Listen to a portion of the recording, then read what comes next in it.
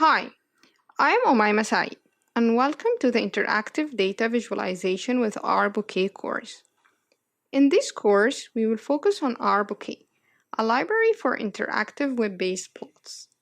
It's the R interface for the Python library Bokeh, and it's mainly written and maintained by Ryan Hafen. But why rbokeh? rbokeh enables you to create different types of interactive plots. It allows you and your audience to get more info through interacting with the plots. The output can be shared, embedded in HTML documents, or used in web applications. Since data visualization is an integral part of the data analysis process and a means of communication, the visualization should be self-explanatory through the use of colors, titles, labels, and other visual elements, informative to deliver a certain message easily, and persuasive to emphasize the results of an analysis. In this course, we will start by the basics of rbokeh plots in Chapter 1. In Chapter 2, you will learn how to customize your figures using aesthetic attributes and figure options. In Chapter 3, you will learn how to put your data in the right format to fit the desired figure.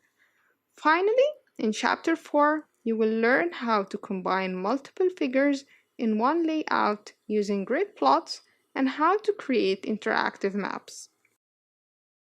In order to create the right types of visualization, to convey your message, you usually need to put your data in the desired format. In this course, we will mainly use the tidyverse packages like dplyr and tidyr for data manipulation. So if you are not very familiar with them, you can find introductory tidyverse courses on DataCamp. But don't worry, we will have a quick refresher for the most important functions which we'll use throughout the course. Let's start with the Gapminder dataset, which contains a subset of the Gapminder data on life expectancy, GDP per capita, and population by country. Note that the library and the dataset have the same name. If you want to plot life expectancy versus GDP per capita for a particular year, let's say 2002, you will need to extract the corresponding entries.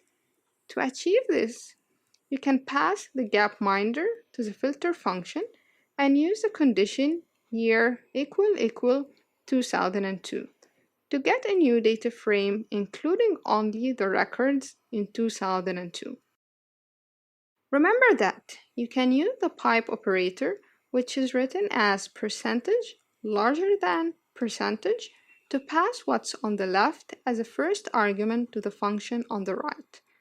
You can use the resulting data frame to plot the 2002 entries as shown in this scatter plot. You will learn how to create such plots in the next lessons. Another useful function is Mutate. You will frequently use it to modify columns or create new ones in a data frame.